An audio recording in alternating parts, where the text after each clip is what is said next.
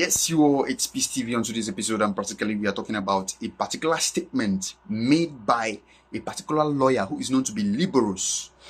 I would like you to watch the video and hear him talking about Inec, saying that there is no constitution, saying that Inec is expected to check the certificate of, verify the certificate of the political candidates who are being appointed or elected, that it is said to be the political parties of those candidates that is expected to do those verifications. But all the same, I would like you to watch the video on the next and also explain to me what you think about it in the comment section. If you think what they are saying there is not right, I would like you to also comment about your opinion on what you think on the video.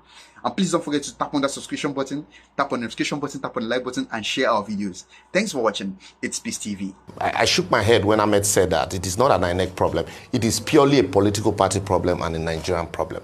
There is nowhere in the law where it says that Inec will have to individually go verifying certificates that were tendered or that were submitted by candidates. Does it then mean that INEC does not need to do anything? INEC puts out a form, and that is why they request you to go make a deposition before a commissioner for oath that the information that you're giving is true and that you are not lying on oath.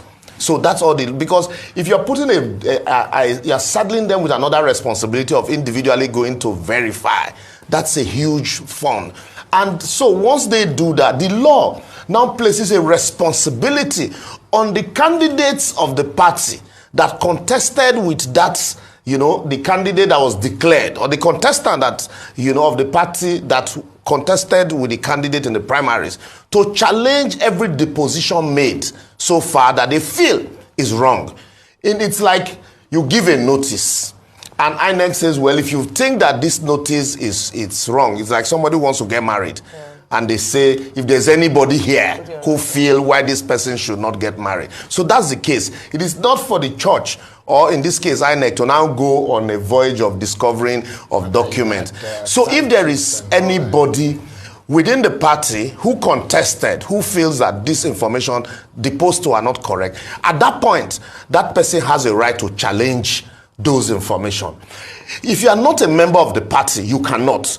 But if you are a candidate in the election, after the election, you now have a right. It becomes a ground for you to say, I am challenging your qualification. You did not meet the required qualification and you lied on oath. So it becomes a political party problem and a Nigerian problem. So that is why the law empowers those who participated. So at that point, INEC becomes an umpire. Not the one to begin to do verification of a certificate.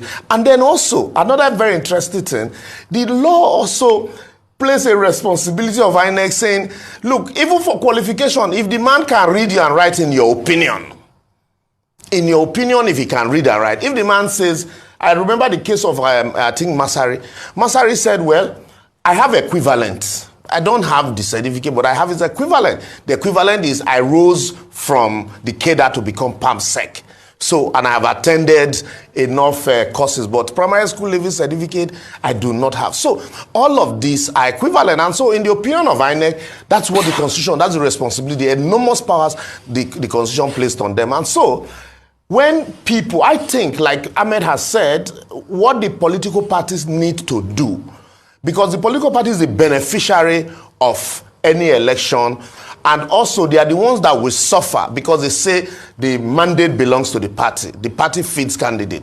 So they are the ones that will suffer if at the end of the day it is discovered that the documents submitted were either fake or forged. So it is for the political party to do a detailed and thorough verification of every document submitted before they are handed over to INEC. In the absence of that, you might just win an election and it becomes short-lived, because at the point of receiving a crown, or even after receiving the crown, the court says, well, like the case of Degi in Bayelsa State, and so the court had been consistent on that too.